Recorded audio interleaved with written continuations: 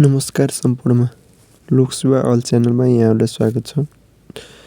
2079 माघ 25 गतेको लोकसेवा सामग्री गोरखापत्रमा छापिएको लोकसेवा सामग्री लिएर उपस्थित भएको छु। अझै पनि यस च्यानललाई सब्सक्राइब गर्नुभएको छैन भने कृपया सब्सक्राइब गरिदिनुहोला। तपाईँको यस सब्सक्राइबले मलाई थप नयाँ भिडियो बनाउन सहयोग पुग्नेछ। नेपाल राष्ट्र बैङ्कको पहिलो गभर्नर हिमालय शमशेर जबराको निधन कहिले भएको हो? विक्रम सम्वत 2079 माघ 22 गते। 2013 वैशाख 14 मा हिमालय शमशेर जबरा पहिलो गभर्नर बनेका थिए। उनको कार्यकाल 2013 वैशाख 14 गतेदेखि 2017 साल माघ 25 सम्म थियो।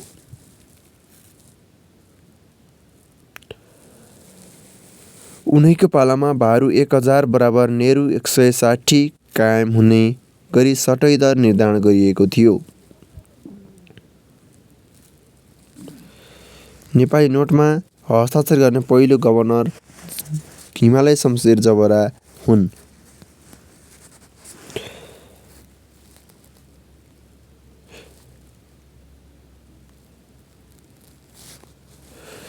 सातौं राष्ट्रिय थारू साहित्य सम्मेलन कहिले र कहाँ सम्पन्न भयो?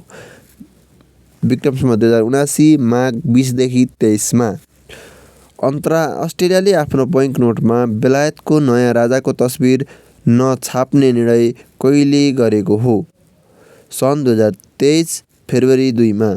अस्ट्रेलियाको केन्द्रीय बैंकको यस निर्णयसँगै हालै राजसिंहासनमा रहेका बेलायतका राजा चार्ल्स तृतीयको फोटो नोटमा नछापिने भएको छ। चार्ल्स तृतीयले संवैधानिक राजतन्त्रात्मक लोकतान्त्रिक मुलुक अस्ट्रेलियाका लागि पनि राष्ट्र अध्यक्ष हुन्। सन् 1999 मा भएको जनमत सङ्ग्रहमा गणतन्त्र झिनो मतले पराजित भएको थियो। राष्ट्रिय स्वतन्त्र पार्टी रासपा सरकारबाट कहिले बाहिरिएको हो?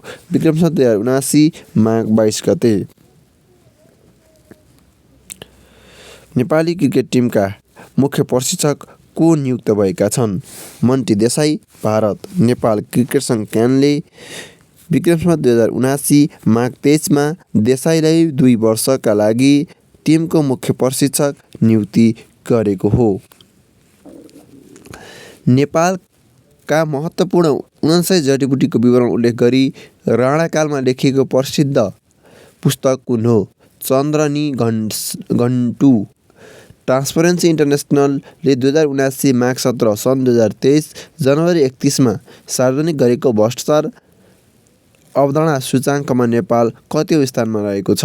110औं स्थानमा।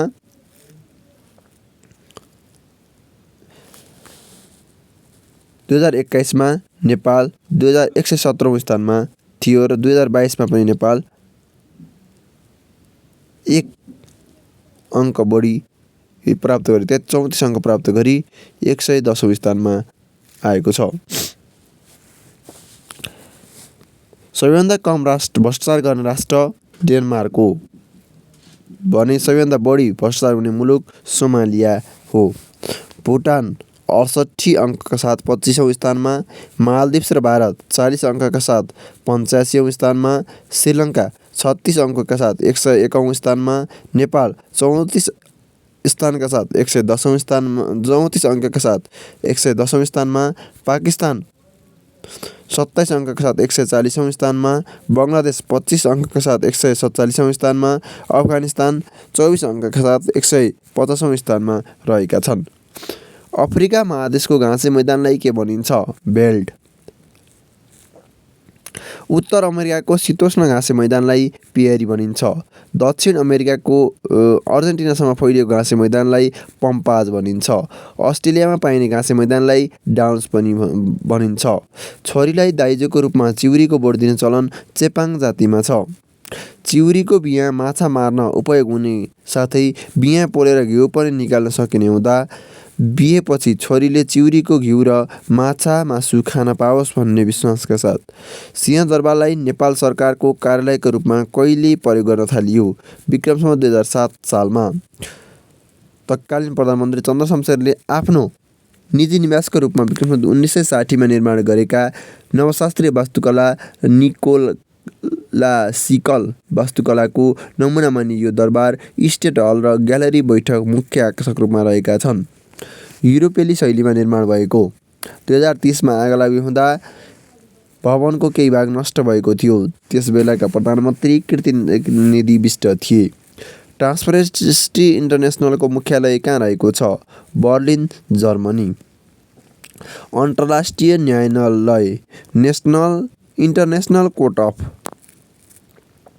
जस्टिसमा कतिजना न्यायाधीश रहने व्यवस्था छ? 15 जना। औँसीदेखि पूर्णिमासम्मको समयावधिलाई के भनिन्छ? शुक्ल पक्ष। भने पूर्णिमादेखि औँसीसम्मको समयलाई कृष्ण पक्ष भनिन्छ। नेपालको संविधानको व्यवस्था भए-बमोजिम नागरिकताका प्रकार कति छन्? 4। वंशज, अङ्गीकृत, गैर-आवासीय र समानार्थ। नेपालको सबैभन्दा पुरानो राजमार्ग कुन हो? त्रिभुवन राजपथ। नेपालको चीनसँग दैत्य सम्बन्ध कहिले कायम भएको हो? सन् 1955 अगस्ट 1 मा। नेपाल र चीनबीच शान्ति तथा मैत्री सन्धि सन् 1960 अप्रिल 28 मा। नेपाल चीनबीच सीमा सम्बन्धी सम्झौता 1961 मा। नेपाल र चीनबीच सीमा सम्बन्धी प्रोटोकलमा सन् 1979 मा। त्यस्तै गरेर काठमाडौँ उपत्यका बस्ती बसाउने मञ्जुश्री चीनबाट आएका थिए। नेपालको बारेमा यात्रा वृत्तान्त लेखी प्रचार गर्ने पहिलो चिनिया नागरिक हुयान साङ हुन्। चिनिया जाङ जियानले पहिलोपटक सन् 406 मा लुम्बिनीको भ्रमण गरेका थिए। प्राचीन कालमा नेपालको भ्रमण गर्ने दुई चिनिया यात्री हुयान साङ र फाइयाङ रहेका थिए। गैंडा संरक्षण सम्बन्धमा एसियाली मुलुकहरूको बैठक हालै कहाँ सम्पन्न भयो? चितवन, नेपालमा। विक्रम 2079 माघमा भएको हो। विश्वको ठुलो मानव जमघट कुम्भ मेला कहाँ हुने गर्दछ? भारतको इलाहाबादमा। नेपाल ट्रस्टको स्थापना कहिले भएको हो? विक्रम 2064 मङ्सिर 6 मा भएको हो। नेपाल ट्रस्टको संरक्षक प्रधानमन्त्री हुने व्यवस्था छ। अध्यक्षसहित 7 सदस्यीय सञ्चालक समितिको अध्यक्षमा प्रधानमन्त्रीले तोकेको नेपाल सरकारको कुनै मन्त्री रहने व्यवस्था छ। पहिलोपटक रोबोट शब्दको प्रयोग गर्ने व्यक्ति को हुन्? कोरेल क्यापेक, चेक नागरिक, सन् 1921 मा। रोबोट शब्दको उत्पत्ति रोबोटाबाट भएको, जसको अर्थ फोल्ड लेबर भन्ने हुन्छ। रोबोटको पुरा रूप र्यान्डम अप्टिकल बाइनेरी अक्टिलेटिक टेक्नोलोजी रहेको। पहिलो ह्युमेनोइड रोबोट एरिक युके सन् 1928 मा बनाइएको। नागरिकता प्राप्त गर्ने पहिलो रोबोट सोफिया साउदी अरब सन् 2018 अक्टोबर 25 मा। सोफिया रोबोटको डिजाइन हेन्सन रोबोटिक्सले गरेका थिए। पहिलो पटक रोबोट शब्दको प्रयोग गर्ने व्यक्ति कारेल क्याफेन। टर्कीमा 7.8 म्याग्निच्युडको शक्तिशाली भूकम्प कहिले गयो? सन् 2023 फेब्रुअरी 6 मा। यस्तै लोकसेवा आयोग सम्बन्धी जानकारीका लागि यस च्यानललाई कृपया सब्सक्राइब गर्नुहोला। तपाईँको एक सब्सक्राइबरले मलाई थप नयाँ भिडियो बनाउन सहयोग पुग्नेछ। Keep watching, keep supporting and keep subscribing our channel. Thank you.